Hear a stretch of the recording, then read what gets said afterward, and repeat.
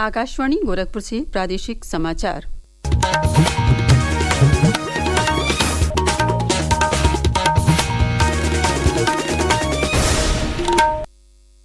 नमस्कार। समाचार बुलेटिन के साथ मैं सुषमा श्रीवास्तव।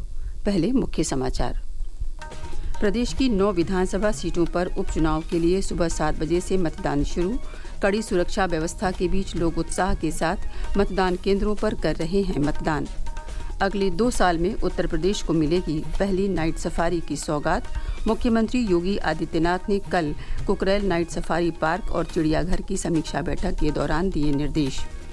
वायु प्रदूषण के खतरनाक स्तर को देखते हुए गौतम बुद्ध नगर और मेरठ में कक्षा 12 तक के सभी स्कूलों में अवकाश घोषित। निर्माण कार्यों पर भी लगाई गई रोक। और केंद्रीय शहरी और आवास राज्य मंत्री तोखम साहू ने 2 दिवसीय कार्यशाला का लखनऊ में किया शुभारंभ। कहा, स्वच्छ भारत मुहिम की पूरी दुनिया में हो रही है चर्चा। और अब समाचार विस्तार से। प्रदेश में 9 विधानसभा सीटों पर हो रहे उपचुनाव के लिए शांतिपूर्ण माहौल में आज सुबह 7 बजे से मतदान शुरू हो गया है, जो शाम 5 बजे तक चलेगा।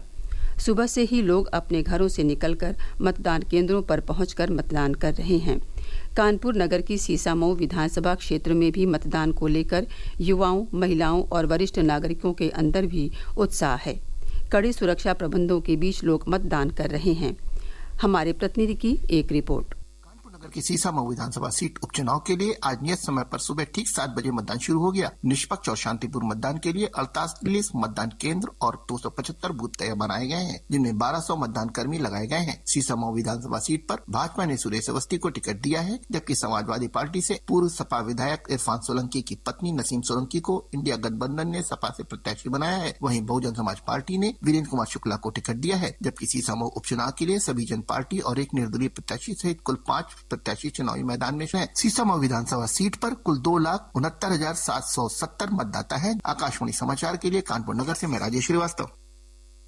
उपचुनाव में करीब 34 लाख से अधिक मतदाता 90 प्रत्याशियों के भाग्य का फैसला करेंगे।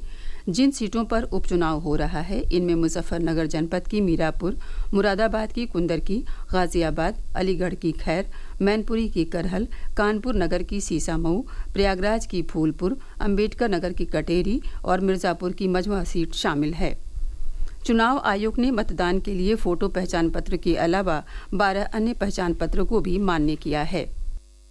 निर्वाचन आयोग के अनुसार मतदान के लिए मतदाता फोटो पहचान पत्र के अलावा 12 अन्य पहचान पत्र जैसे PAN card, driving licence, passport, डाकघर द्वारा जारी किए गए फोटो युक्त पासबुक और स्वास्थ्य बीमा स्मार्ट कार्ड आदि मान्य होंगे। 9 विधानसभा निर्वाचन क्षेत्रों में कुल 3,718 मतदेय स्थल तथा 1,917 मतदान केंद्र बनाए गए हैं। चुनावी प्रक्रिया को संपन्न कराने के लिए 9 सामान्य प्रेक्षक, 5 पुलिस प्रेक्षक के अतिरिक्त 350 sector magistrate, 56 zonal magistrate, 60 strategic magistrate और 745 माइक्रो ऑब्जर्वर तैनात किए गए हैं। मतदेय स्थलों पर लाइव वेबकास्टिंग की भी व्यवस्था की गई है। दिव्यांग मतदाताओं के लिए मतदान केंद्रों पर व्हील चेयर एवं वॉलंटियर्स की व्यवस्था रहेगी। निष्पक्ष और शांतिपूर्ण मतदान कराने के लिए पर्याप्त मात्रा में अर्धसैनिक बलों की तैनाती की गई है। इसके साथ ही स्ट्रांग रूम की जिम्मेदारी अर्धसैनिक बलों को दी गई है। सुशील चंद्र तिवारी, आकाशवाणी समाचार, लखनऊ।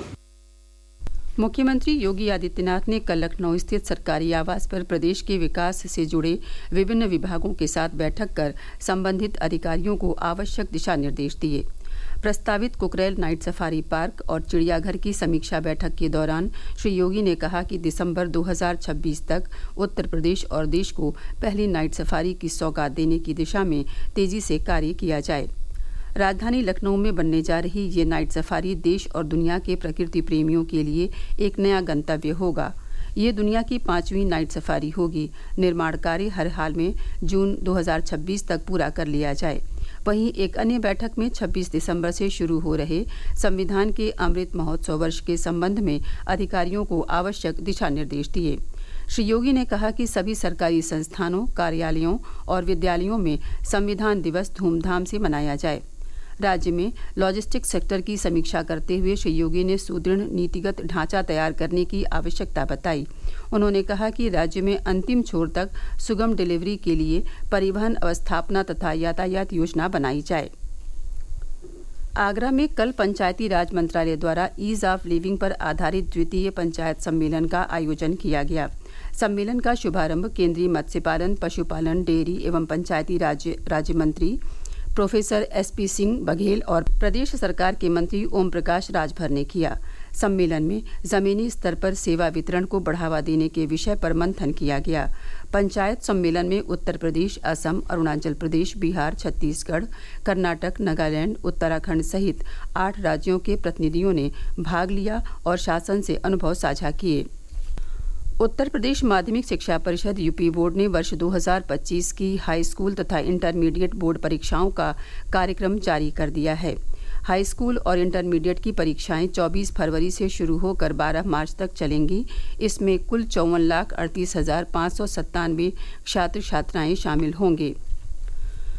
प्रादेशिक समाचार आप आकाशवाणी गोरखपुर से सुन रहे हैं। ये समाचार बुलेटिन हमारे YouTube channel AIR news Gorakhpur और X हैंडल AIR न्यूज़_GKP पर भी उपलब्ध है। दिल्ली NCR में वायु प्रदूषण के खतरनाक स्तर को देखते हुए प्रदेश के गौतम बुद्ध नगर जिले के जिलाधिकारी मनीष कुमार ने सभी विद्यालयों को 23 नवंबर तक बंद रखने के आदेश दिए हैं। इस दौरान ऑनलाइन कक्षाएं चलेंगी। वहीं मेरठ में जिलाधिकारी दीपक मीणा ने कक्षा 12 तक के सभी स्कूलों में अनिश्चितकाल के लिए अवकाश घोषित कर दिया है। मेरठ में एयर क्वालिटी इंडेक्स 375 तक पहुंच गया है। जिले में वायु प्रदूषण की रोकथाम के लिए ग्रैप सिस्टम लागू कर दिया गया है। नगर आयुक्त सौरभ गंगवार ने बताया कि इस दौरान सभी निर्माण कार्यों पर पूरी तरह से प्रतिबंध लगाया गया है। ग्रैप 4 लागू हो रहा है, तो ग्रैप 4 में काफी रिगरस हमें एक्टिविटीज को रोकना पड़ता है रिगरसिवली, और उसमें जितने भी निर्माण कार्य हैं इंक्लूडिंग रोड्स एक्सेट्रा, उन पे भी हमें प्रतिबंध करना है। ग्रैप 4 में वो सारी एक्टिविटीज भी शामिल हैं जो ग्रैप 1, ग्रैप 2, ग्रैप 3 में हमें प्रतिबंधित करनी है, और इसके तहत अभी डिटेल्ड गाइडलाइंस तो जिला प्रशासन के द्वारा भी जारी की जाएंगी। हमारी तरफ से जो भी मेन एक्टिविटीज बैन में शामिल होती हैं प्रतिबंध में, उसमें हमने लागू कर दिया है। पानी का छिड़काव भी किया जा रहा है और एंटी स्मोक भी रेगुलरली चला रहा है, जिससे कि हम जनता को राहत दें। विश्व शौचालय दिवस के अवसर पर कल केंद्रीय शहरी एवं आवास राज्य मंत्री तोखम साहू ने शहरी क्षेत्रों में सफाई व्यवस्था के सुरक्षित प्रबंधन को लेकर लखनऊ में 2 दिवसीय कार्यशाला का शुभारंभ किया। इस अवसर पर अपने संबोधन में श्री साहू ने कहा कि प्रधानमंत्री नरेंद्र मोदी की प्रेरणा से शुरू की गई स्वच्छ भारत मुहिम की आज देश और दुनिया में चर्चा हो रही है। लगभग 4000 से ज़्यादा शहर ODF+ श्रेणी में आ चुके हैं। इस अवसर पर प्रदेश के शहरी विकास मंत्री अरविंद कुमार शर्मा, भारत में अमेरिकी राजदूत एरिक गारसेटी तथा केंद्रीय शहरी एवं आवास मंत्रालय के विभिन्न वरिष्ठ अधिकारी मौजूद थे। केंद्रीय मंत्री ने इस अवसर पर क्लीन टॉयलेट अभियान 2024 का भी शुभारंभ किया। इसके अलावा निजी क्षेत्र के सहयोग से देश में सामुदायिक शौचालय बनाने और भीड़ भाड़ वाले इलाकों में सुलभ इंटरनेशनल की मदद से शौचालय स्थापित करने को लेकर समझौता पत्रों पर भी हस्ताक्षर किए गए। School games federation of India और उत्तर प्रदेश माध्यमिक शिक्षा विभाग के तत्वावधान में 68वीं राष्ट्रीय स्कूल खेल प्रतियोगिता का आयोजन 26 नवंबर से 30 नवंबर तक गुरु गोविंद सिंह स्पोर्ट्स कॉलेज लखनऊ में होगा। प्रतियोगिता के शुभंकर और ट्रॉफी का कल प्रमुख सचिव माध्यमिक शिक्षा दीपक कुमार ने अनावरण किया। और अब अंत में मुख्य समाचार एक बार फिर। प्रदेश की 9 विधानसभा सीटों पर उपचुनाव के लिए सुबह 7 बजे से मतदान शुरू। कड़ी सुरक्षा व्यवस्था के बीच लोग उत्साह के साथ मतदान केंद्रों पर कर रहे हैं मतदान। अगले 2 साल में उत्तर प्रदेश को मिलेगी पहली नाइट सफारी की सौगात। मुख्यमंत्री योगी आदित्यनाथ ने कल कुकरेल नाइट सफारी पार्क और चिड़ियाघर की समीक्षा बैठक के दौरान दिए निर्देश। वायु प्रदूषण के खतरनाक स्तर को देखते हुए गौतम बुद्ध नगर और मेरठ में कक्षा 12 तक के सभी स्कूलों में अवकाश घोषित। निर्माण कार्यों पर भी लगाई गई रोक। और केंद्रीय शहरी और आवास राज्य मंत्री तोखम साहू ने 2 दिवसीय कार्यशाला का लखनऊ में किया शुभारंभ।